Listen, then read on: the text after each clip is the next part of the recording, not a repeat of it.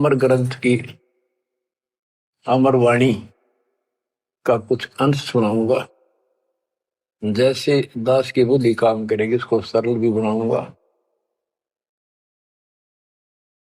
गरीब यज्ञ रची जब पांडव राजा, नो नाथो नहीं नादू बाजा। 84 सिद्ध रिद्ध सब मोहे, पूर्ण ब्रह्म ध्यान नहीं जो है।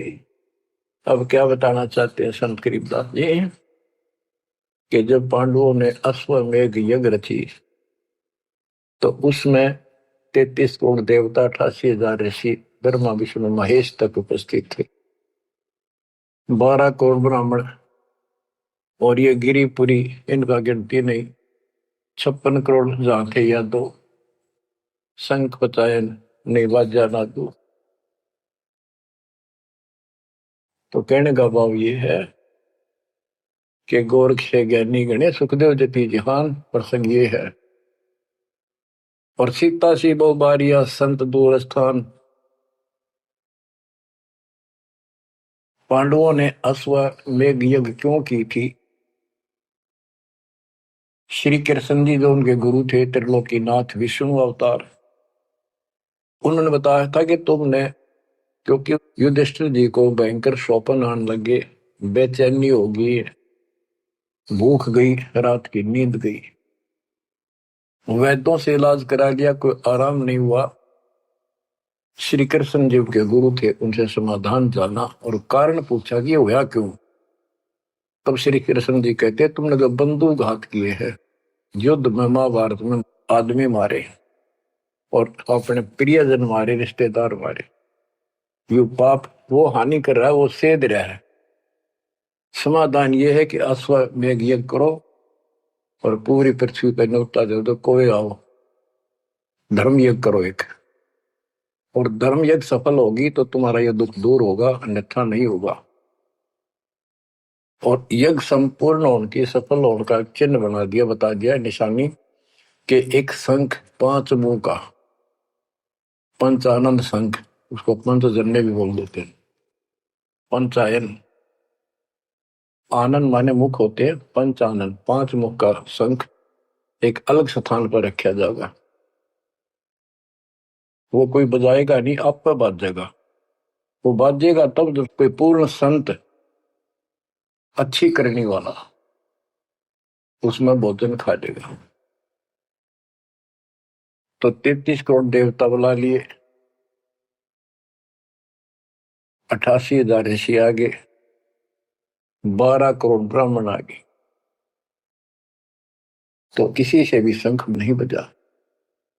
न्योता देने के लिए चारों पांडवों की चारों दिशा में ड्यूटी लाई थी युधिष्ठिर ने छोड़ दिया कि भी न्योता दे का निमंत्रण दो।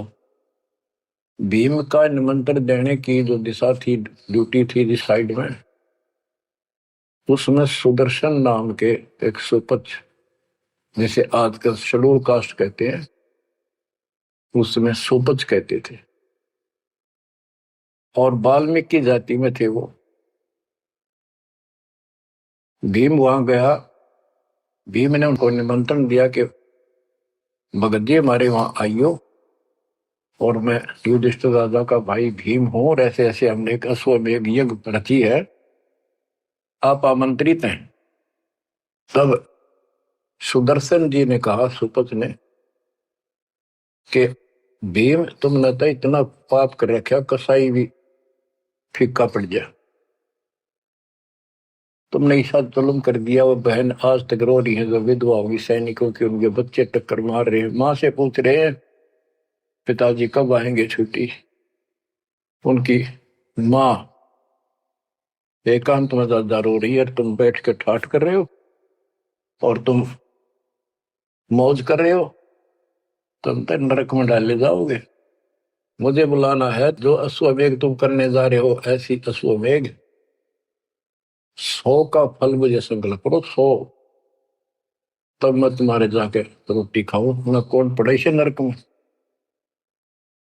अब अहंकार था भीम को कि हमारी यज्ञ तो सफल होनी है, क्योंकि श्री कृष्ण जी रहे साथ।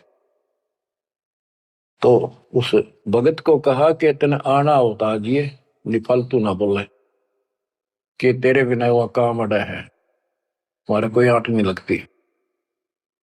तो सुदर्शन जी चुप हो गए, सकट और स्वान को उल्ट जवाब ना दे।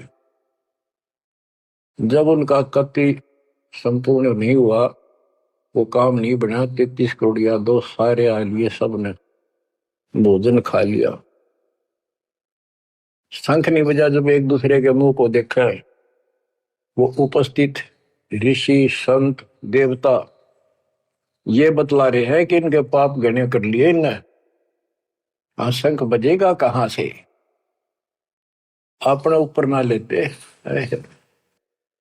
अब जैसे ये माया के अंग का प्रसंग है, वाणी वो चल रही है कि इस देवी ने, इस माया ने काल के दबाव में यह सबको भ्रमित कर रखा है, सत साधना करने नहीं देती, शास्त्र साधना में